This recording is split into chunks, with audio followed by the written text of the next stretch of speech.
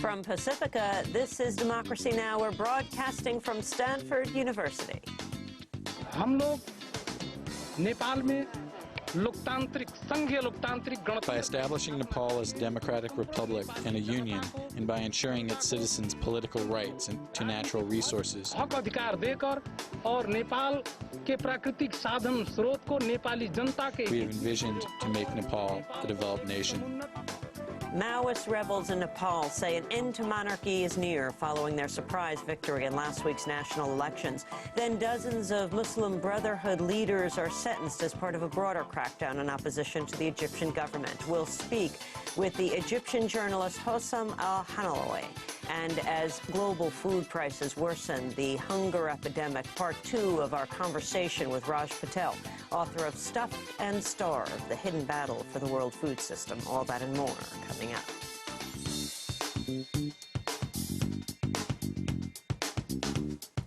Welcome to Democracy Now!, democracynow.org, The War and Peace Report. I'm Amy Goodman. In Iraq, more than 70 people died Tuesday in one of the deadliest days in weeks. In Baquba, a bomb exploded inside a bus, killing 40 people and injuring 70. Many of the dead were reportedly women and children. Another 13 people died in Ramadi when a suicide bomber struck a kebab restaurant where local police officers were eating. Meanwhile, a U.S. airstrike killed 4 Iraqis in Basra. And in northern Iraq, Turkish warplanes have carried out another raid targeting Kurdish areas. A new report from Refugees International says the Iraqi government has failed to respond to the needs of an estimated 2.7 million internal refugees, and in turn militia groups have moved in to fill the void. Refugees International says the largest humanitarian organization in Iraq is now the Sadr movement, affiliated with Shiite cleric Muqtada al-Sadr, a fierce critic of the U.S. occupation.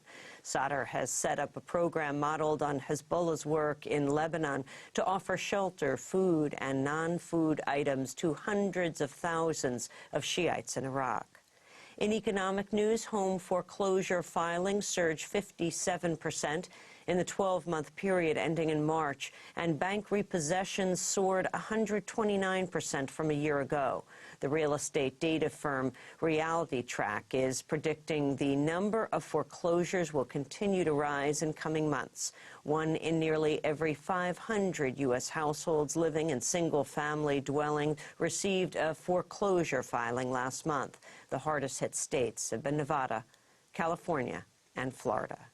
This comes as the New York Times reports a new Senate bill meant to help American homeowners in danger of foreclosure will actually provide billions of dollars in tax breaks to automakers, airline companies, alternative energy producers, and other industries.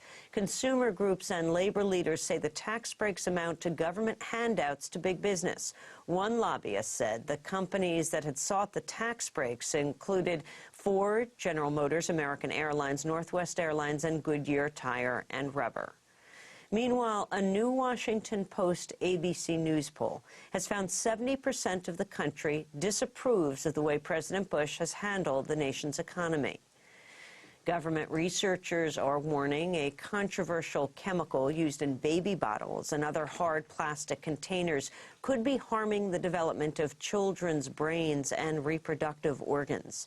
The National Toxicology Program said there was some concern that fetuses, babies, and children are in danger because bisphenol A, or BPA, harmed animals at low levels. BPA is one of the most widely used synthetic chemicals in industry today. The Los Angeles Times reports some scientists suspect that exposure early in life to BPA disrupts hormones and alters genes, programming a fetus or child for breast or prostate cancer, premature female puberty, attention deficit disorders, and other reproductive or neurological disorders. A number of states, including California and New Jersey, are considering bans on BPA. Pope Benedict XVI arrived in Washington Tuesday for his first visit to the United States as Pope. On his flight to the U.S., he vowed to reporters that pedophiles will be kicked out of the priesthood. We are deeply ashamed, and we will do all the possible that this cannot happen in future. I think we have to act in 3 levels. The first is level of justice, a juridical level. we have now also norms to react in the just way.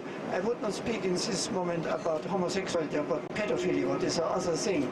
And we will absolutely exclude pedophiles from the sacred ministry. In environmental news, researchers are predicting global sea levels could rise by as much as 5 feet by the end of the century because of melting glaciers, disappearing ice sheets, and warming water. This could displace tens of millions of people. The findings were presented this week at the European Geosciences Union conference. Meanwhile, in Washington, President Bush is scheduled to give a speech this afternoon on climate change. According to the Washington Post, Bush will endorse an intermediate goal for reducing greenhouse gas emissions, but he will not put forward any specific legislation or proposal on how the goal should be met. Bush is also expected to reiterate his long-standing opposition to mandatory emissions regulations. Federal investigators have obtained the phone records of a New York Times reporter who helped uncover the government's secret domestic surveillance program. The Times reports former government officials have recently been called before a federal grand jury and confronted with phone records documenting calls with the reporter, James Risen. The Justice Department is trying to identify Risen's sources for the book State of War and for articles he wrote for the New York Times about the nation's spy agencies. It's unclear how the federal investigators obtained the phone records. The government may have subpoenaed the phone company to hand over Risen's records. Former President Jimmy Carter has said Syria and Hamas must be involved in any future peace deal in the Middle East. Carter made the statement during a stop in the West Bank. I don't think that it's possible to have an ultimate peace agreement here without the involvement of Syria. The Golan Heights issue has to be resolved. Syria has to be friendly toward Israel, not an enemy. And I don't think it's possible without involving Hamas. I don't care if Hamas represents 10% of the Palestinian people or 42% or 44%. It doesn't matter to me. But to have them completely excluded even from conversations or consultations, I think it's counterproductive. On Tuesday, Jimmy Carter laid a wreath at the grave of Yasser Arafat and met with a leading figure in Hamas. Carter's hoping to meet with Hamas leader Khalid Mashal soon in Damascus.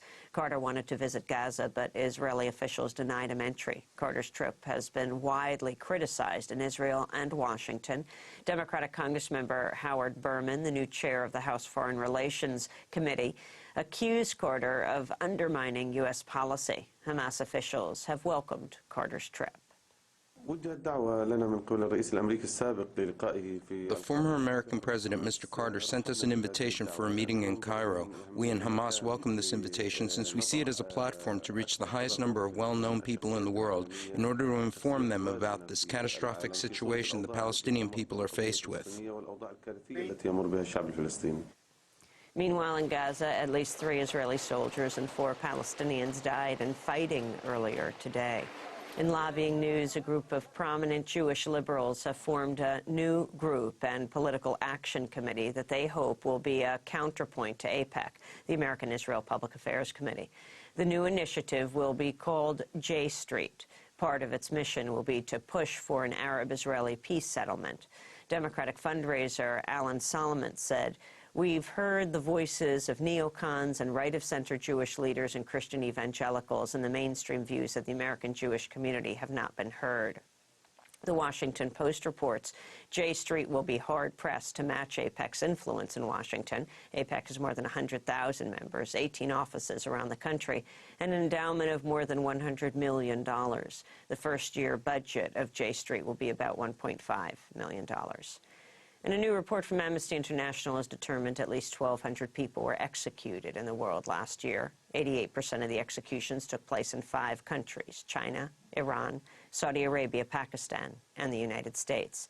Amnesty International Secretary General Irene Khan said China remains the world's top executioner. Well, we published today our annual death penalty statistics, and those statistics show that China is still the top executioner in the world, that Iran is one of the leading executioners. There are still too many executions, death penalty cases in those countries, and last year we campaigned successfully to get the United Nations to call for a moratorium on the death penalty, and we would like to see the European Union push that issue in its dialogue with China and Iran and countries like that. And those are some of the headlines. This is Democracy Now!, democracynow.org, the war.